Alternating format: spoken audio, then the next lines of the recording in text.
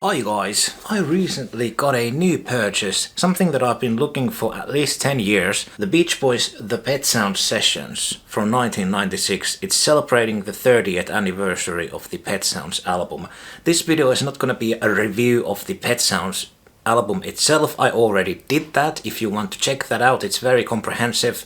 I'll try to remember to post a link somewhere down there or up there, I don't know, somewhere. Anyway, this is gonna be review of this box set, which is a fabulous box set. Like I mentioned, it took me years to find a reasonably priced, good condition version of it, and this one is in pretty much pristine condition.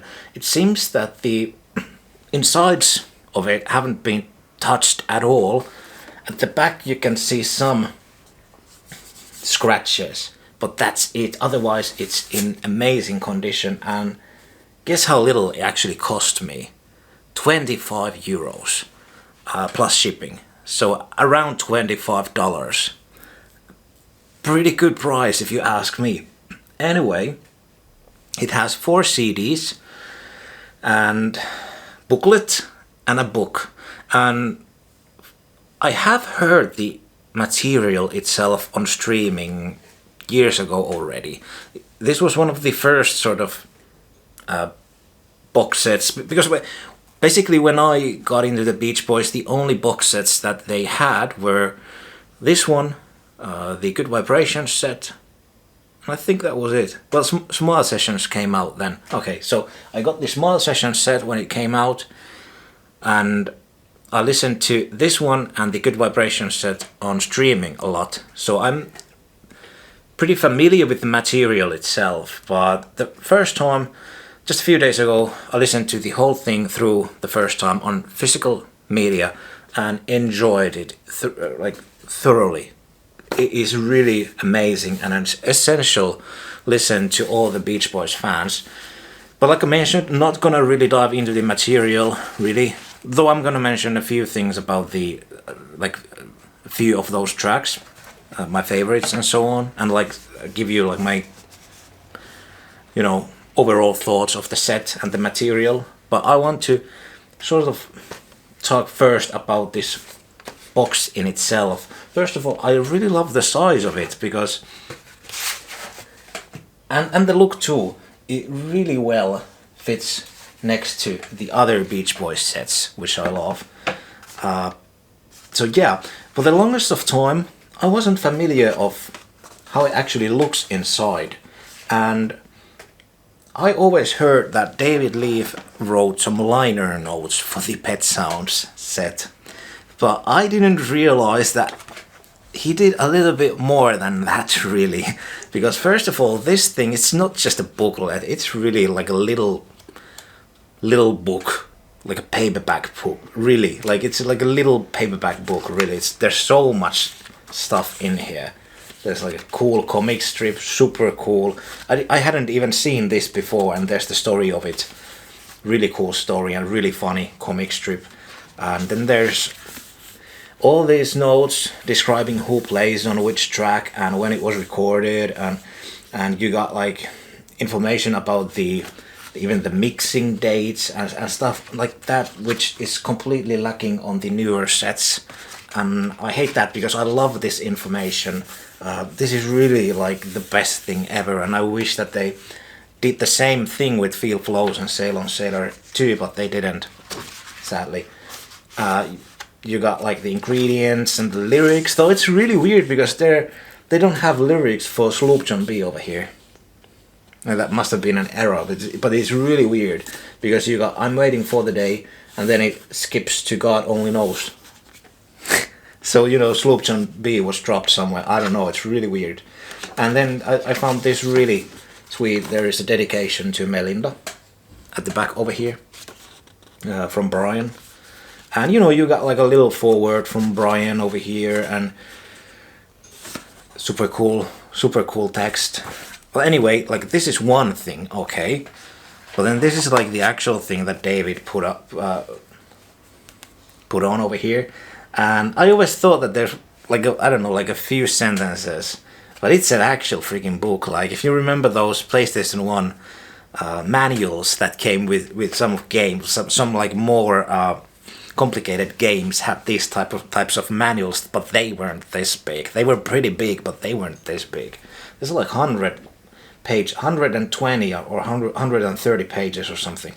126 actually, to be exact. And it's freaking filled with text. It like introduces all the Wrecking Crew members, like all the Tony Asher interview. It's got really cool interviews. It describes the Bruce Goes to England story. I haven't read this actually yet. There's Paul McCartney interview, and there's George Martin, like, you know, a lot of just cool stuff that I didn't know that a thing like this existed, and I'm gonna love reading all about it.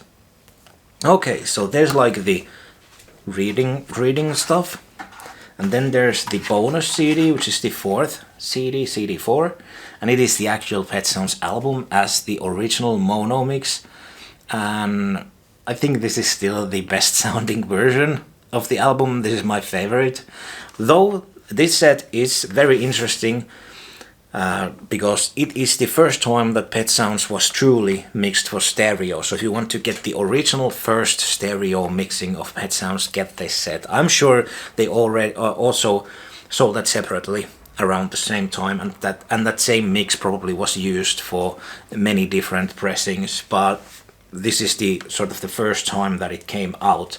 But I think it's really lovely that they included the original mix from '66 that Brian approved originally, and this is the, you know, the piece of art that he approved and wanted to put out originally, and you know, this is sort of the real thing, so to speak.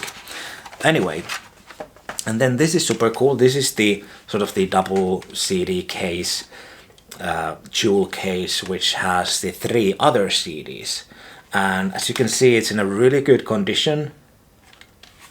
I love the back cover. It's very psychedelic. Brian looks cool over there. I love that pink black color style.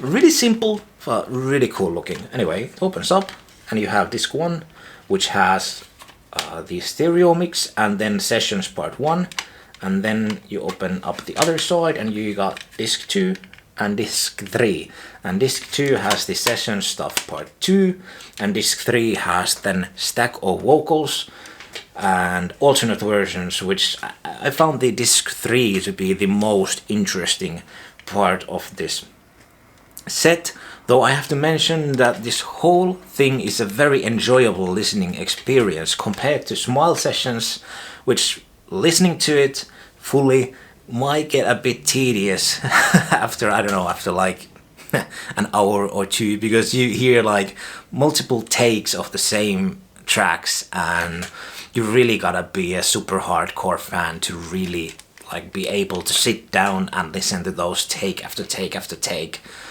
which is not a critique for it. I'm just saying that this is different because this is much more sort of compiled and packed into a more enjoyable listen. You can really spin each of these discs through and, you know, listen to all the tracks and you don't get bored. At least I didn't, but you know, I'd say probably most fans of the Beach Boys would love to hear all of this, but I can't really say the same with all the sort of the complimentary or the session stuff on Smile Sessions, because it's very hardcore stuff. You really gotta be deeply into the lore if you are going to sort of, you know, actually enjoy listening to all of that, in my opinion. You know, it's not for the sort of more casual fans, but this is something that a casual fan would appreciate too. So anyway, the session stuff is super cool. I mostly enjoy hearing Brian producing, his voice and the way he directs all the musicians. That's my favorite stuff, and I love to hear, you know, when they start to play the song, you know, the take 1 or whatever, it's already there, like they are all pros, so it sounds really good from the get-go. But it sounds a little bit off, obviously for us, because we know the end result. We've heard the end result millions of times. but still, my ears are not that trained, so it's not like I can pinpoint that, okay, that part they played differently on the first take or whatever. It just sounds a little bit off, and then Brian stops it and goes like, hey, you do this instead, dun, dun, dun, dun, dun, whatever, and then they play it again, and it just clicks. It's like, yeah, there you go, like now it sounds like it should. And it's just amazing. It's really fabulous to hear him construct these songs in a very, like, he just has this sort of magical sense. I don't know, like, it's really cool, because most producers wouldn't dare to correct the professional, much older professional musicians in the studio. They'd go like, okay, there's the song that I wrote, there you go, you're welcome, They'd hand the sheets, and then they'd go like, okay, take one, please play the song, okay, sounds good, let's move on, like that would be like the way most producers probably would do. But Brian is like, hey, do this, and like, he's so accurate, he's so precise, and that's so cool, considering his age too. Anyway, my only sort of critique for this set is that you can't hear the instrumental album in itself, because it's sequenced so that you got, like, first of all, Sloop John B, highlights from tracking date, and then you get Sloop John B stereo backing track, and then you got Trombone Dixie, highlights from tracking date, then you got Trombone Dixie stereo backing track.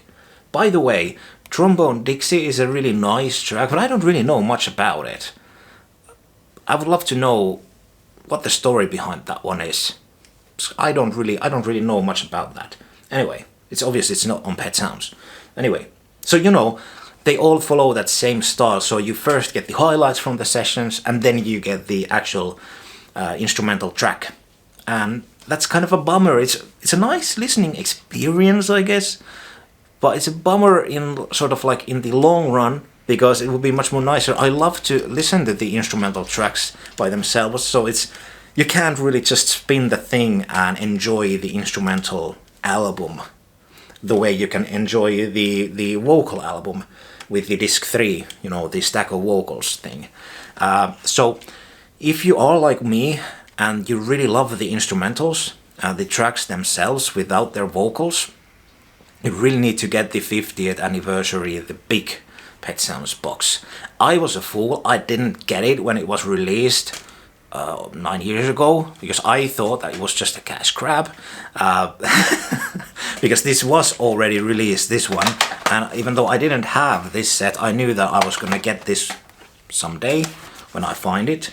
But I didn't spend enough time comparing this one to the new set, which is a reason why I didn't then pick up the new set, because I thought that it's just basically the same thing with a few extra tracks and then a new remaster, but it's much more than that.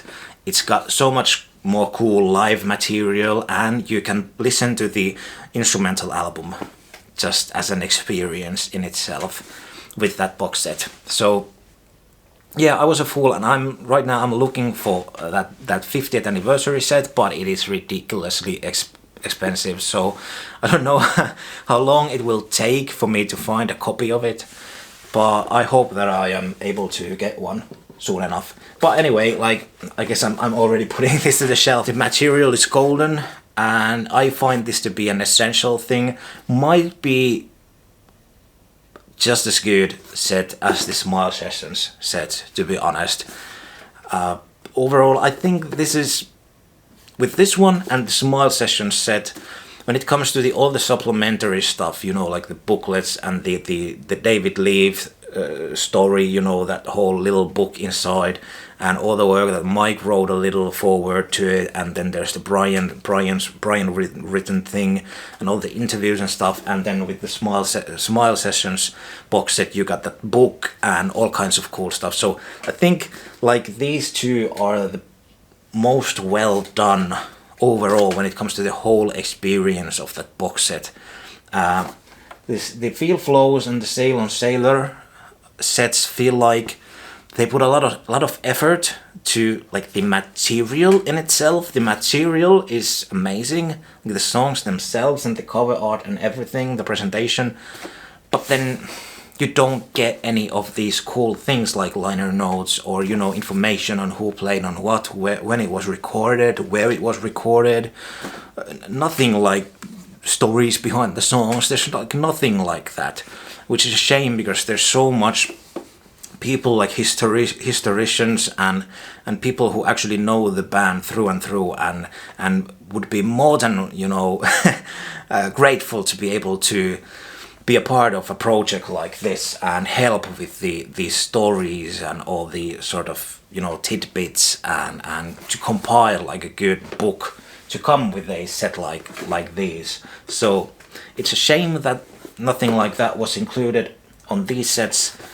But this one truly just blows, I don't know, pretty much all the box sets out of the water. I don't know, it's just a real shame that it didn't won the Grammy. I don't think, no, it didn't, no. Because Brian won the Grammys only for Smile material, so okay. It's kind of weird because it was running up for Grammy for historical album, but it didn't win. I would love to know, by the way, what album did, and I bet it's the Beatles. So anyway, I think it's kind of forgotten now that we got the 50th anniversary set, but it shouldn't be because the all the work that went into this one, and I think it's really lovely that Carl was still alive when this was put out, and he got to see it and witness that the Pet Sounds material too started to sort of be really well appreciated. Anyway, I could go on and on and on about the alternate versions and all of that, but the truth is, it's all excellent. It's all great, so I don't really know what the point of that would be. Anyway, what do you think about the Beach Boys Pet Sounds sessions? Do you like it? Do you hate it? I hope you don't hate it, because I truly think it might be the best box set that the Beach Boys have put out, though it is very close with the Smile sessions. I don't know which I like more. Both are excellent, and I would like to do a like full comparison with this one and the 50th anniversary set when I hopefully at some point have that one, to sort of just compare whether I love that one even more than this. But I don't know. I have listened to that stuff too on streaming, but when you listen to stuff on streaming you don't get that box set experience, so you can't really compare it, and the audio quality isn't that great either. So anyway, thanks for watching. Hopefully see you soon again on the next one. Take care. Bye bye.